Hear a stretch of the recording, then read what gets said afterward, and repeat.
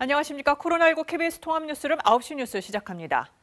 청년의 내일이 노년입니다. KBS 9시 뉴스에서는 존엄한 노후와 죽음이 어려운 우리 사회의 노인 문제 지난달부터 집중적으로 보도하고 있습니다. 단순히 노인 세대뿐만 아니라 우리 모두의 문제이기 때문이죠. 어제는 요양병원의 값싼 복제약 처방을 부추기는 건강보험 수가의 구조적 문제와 약품 리베이트 실태 전해드렸는데요. 이에 대해서 오늘 보건복지부는 요양병원 적정성 평가에 항정신성 의약품 투약 안전지표를 추가하겠다 이렇게 밝혔습니다.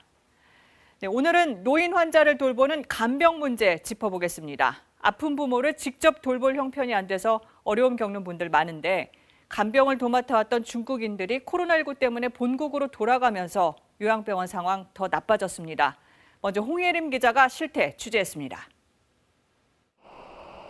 중환자들이 모여있는 한 요양병원. 중국인 간병인 한 명이 환자 7명을 돌보고 있습니다. 수준이 너무너무 낮아. 사람 너무 많다. 이런 방은 2명 줘야 돼. 한국인 요양보호사들도 있지만 급증하는 노인 환자를 돌보기엔 역부족. 간병 인력의 절반 가까이 외국인들에게 의존하고 있습니다. 중국에서 오셨어요? 중국이지. 아, 그래요? 옆에 빵은 오래되셨어요? 예, 연면서.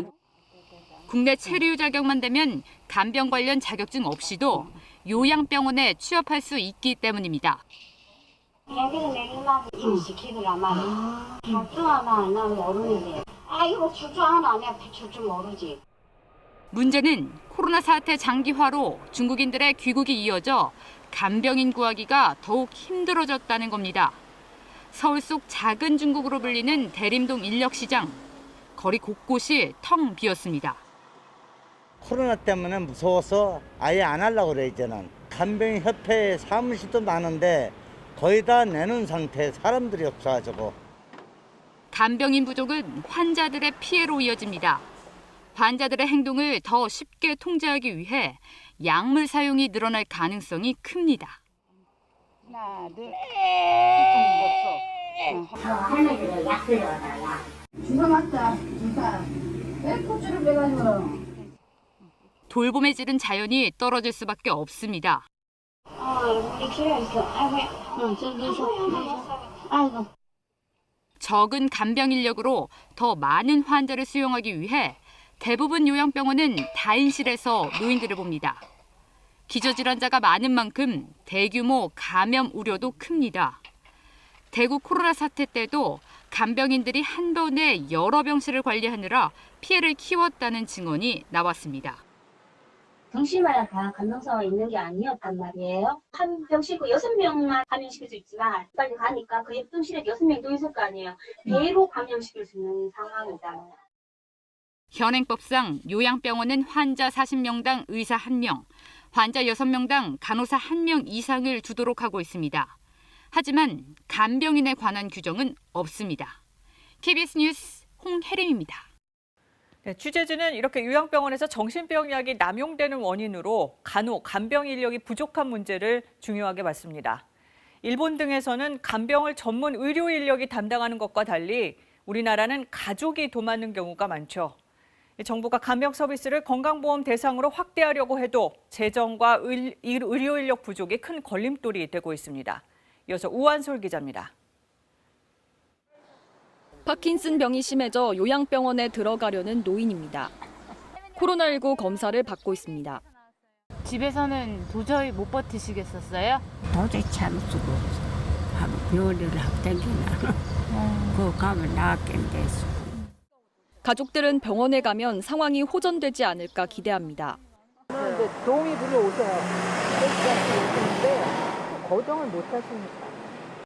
현재 요양병원에는 공적 간병 서비스가 없습니다. 요양병원에서 간병인이 큰 역할을 하지만 의사나 간호사 같은 의료 인력으로 분류되지 않기 때문입니다. 모여도 시기고 머리도 감아. 그냥 이게 이렇게 좋아. 재밌어요. 좋은 간병인을 만나는 게 노후의 큰 복이지만 그런 곳을 찾기는 어렵습니다. 주사를 또 쓰는 경우도 있는데 저희들이 그렇게 하지 않기 위해서 이렇게 간병인을 많이 투입하는 거고 고발됐던 곳은 보면 거의 다 간병인들이 없는 곳이에요. 환자 가족들의 부담을 덜기 위해 정부는 간호간병 통합 서비스를 마련하고 간병비에도 일부 건강보험을 적용하기 시작했습니다. 그러나 요양재활병원은 대상에서 빠져 있습니다. 요양병원 간호사 1명이 평균 10명 넘는 환자를 담당할 정도로 워낙 인력난이 심한 데다 2조 원에 달하는 건강보험 재정 부담 때문입니다. 간병 인력을 늘리려면 처우 개선도 필요합니다. 사실 간병 노동자들이 없으면 병원에서 입원 환자를 돌보기가 매우 어려운 조건이잖아요. 산재보험 적용이 안 돼요. 4대 보험은 물론이거니와. 초고령 사회를 겪은 일본은 90년대 말부터 보호자가 채용하는 간병인 제도를 폐지하고 전문 간호 인력이 관리하도록 제도를 바꿨습니다. 부족한 인력은 훈련된 외국인 노동자를 직접 양성해 충원하고 있습니다.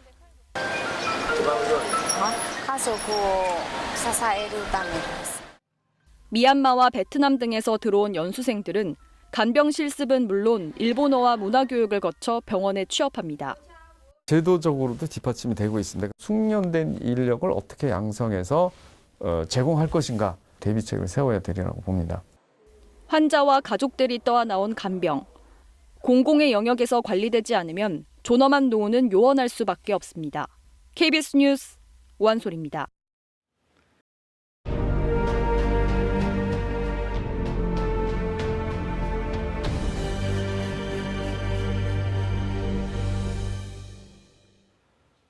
요양병원의 실태를 점검하는 연속 보도. 오늘은 존엄한 노후를 위한 좋은 요양병원의 조건을 따져보겠습니다. 환자와 보호자가 특히 선호하는 1등급 요양병원이나 공공요양병원. 과연 다 믿을 수 있을까요? 먼저 전현우 기자가 보도합니다. 군청에서 설립한 한 공공요양병원입니다. 12억이 넘는 예산이 투입됐습니다. 여기는 시설기가 크더라고요. 그래서 부하를 분해서 이제 설립해가지고 일탈하는 거예요.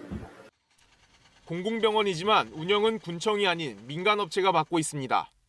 뇌경색으로 이 군립병원에 입원했던 78살 노모.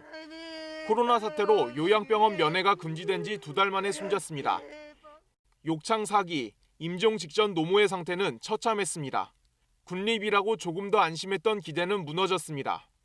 욕창 생기다 그렇게 방치해놓고 전화 한 통 안 오고 군에서 운영하는 요양병원이 세상에 그렇게. 전국의 공공요양병원은 모두 79곳. 지자체가 직영하는 곳은 울릉도 한 곳뿐. 나머지 78곳은 모두 민간에 위탁 중입니다.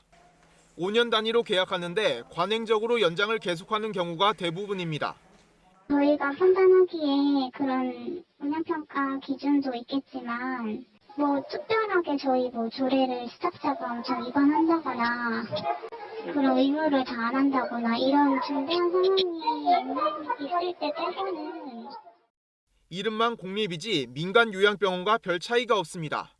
국립요양병원이라도 제대로 되어 있는 의료 서비스를 제공하고 의료인들이 제대로 거기서 진료하고 이런 먹는 것들이라든가 조절이 된다고 하면 다른 요양병원들이 그걸 따라가게 되는 거거든요. 보건복지부는 환자 선택권을 돕기 위해 병원에 대해 2년마다 등급을 평가하고 있습니다. 인력 사원과 진료 내용 등 22개 항목을 살펴보지만 엄정하게 평가되는지 의문입니다. 그 인증을 받기 위해서 업체가 있습니다. 평가 인증 전문 업체라고 해서 교육을 시켜줘야 딱 5, 6개월만 빡시게 병원 환경 만들고 청소하고 직원들 교육시키고 서류 만들고 그렇게 해서 1등급 마치면 그 뒤부터는 그냥 원래대로 돌아가더라고요. 간병인 수가 모자라도 항정신제를 많이 처방해도 1등급을 받을 수 있습니다. 요양병원 평가엔 해당 항목이 없기 때문입니다. 그럼 약물적 통제에 대한 감시는 거의 없는 거네요. 이렇게 약이 왜 많이 들어갔고 이런 거는 안 봐요. 전체 요양병원의 수준을 끌어올리기 위해서라도 우수 병원에 대한 인증과 공공요양병원에 대한 관리를 철저히 할 필요가 있습니다. KBS 뉴스 전현우입니다. 좋은 요양병원의 핵심 조건은 결국 돌봄 인력입니다. 정부가 치매 안심병원 같은 대책을 내놓고 있는데 넘어야 할 산도 많습니다. 이 밖에 또 다른 대안은 없는지 우한솔 기자가 취재했습니다. 치매 안심병원으로 지정된 한 요양병원입니다. 치매 노인들이 거실에 모여 체조를 합니다. 같은 시각 심리안정실에선 2명의 환자와 간호조무사가 시간을 보냅니다. 중증 치매 진단을 받은 이 환자는 입원할 병원을 찾지 못해 대전에서 이곳까지 왔습니다. 이뻐요? 있어? 많이 이뻐? 환자들은 병실이 아닌 공동 거실에서 식사를 합니다. 여러 인지기능 회복 프로그램에 참여하기 위해 대부분은 거동이 가능한 환자들 위주입니다. 최장 6개월간 입원하면서 환자를 병상에 묶어두지 않고 일상으로 복귀하도록 유도하는 게 병원의 목표입니다. 이분들이 집에 가서도 기본적으로 뭔가 좀 먹을 수 있게끔 훈련을 하면 됩니다. 특이한 점은 외부 간병인 하나 없이 간호사와 간호조무사 등 전문 인력들이 환자를 돌본다는 점입니다. 간호조무사는 19명, 한 명당 환자 2.5명 수준입니다. 정부는 공공요양병원 가운데 인력과 시설 기준을 충족한 곳을 치매 안심병원으로 지정해 한 곳당 21억 원 정도 지원합니다. 하지만 전국 79개 공공요양병원 중에 기준을 모두 충족한 곳은 4곳에 불과합니다. 가장 큰 걸림돌은 의료 인력. 지방의 경우 신경과 또는 정신건강의학과 의사나 간호사를 구하기가 어렵기 때문입니다. 처음에 생각한 것보다는 좀 더 많은 인력이 필요할 수도 있고 시설과 비용이 들 수도 있고 한데 좀 더 좋은 방향으로 되지 않을까 기대하고 있습니다. 치매에 대한 건강보험 수가는 다른 질환보다 낮아 수가를 추가로 지원받지 않으면 적자를 면키 어렵습니다. 민간 요양병원의 경우 아예 대상에서 제외돼 있어 공공병원이 없는 지역 환자들은 서비스를 누리기 힘든 것도 한계입니다. 전부 다 국가가 만들어가지고 한다는 거는 효율성이 굉장히 떨어지죠. 영리 목적으로 하는 것이 아니고 사회적인 책임과 더불어서 만들어진 어떤 규칙이라든가 그다음에 그거를 잘 지킬 수 있으면 되는데 노인 10명 중 6명은 살던 곳에서 여생을 보내길 원하는 만큼 선진국처럼 재가 요양을 지원하는 시스템을 확대하는 방법도 숙제로 남아 있습니다. KBS 뉴스 오한솔입니다.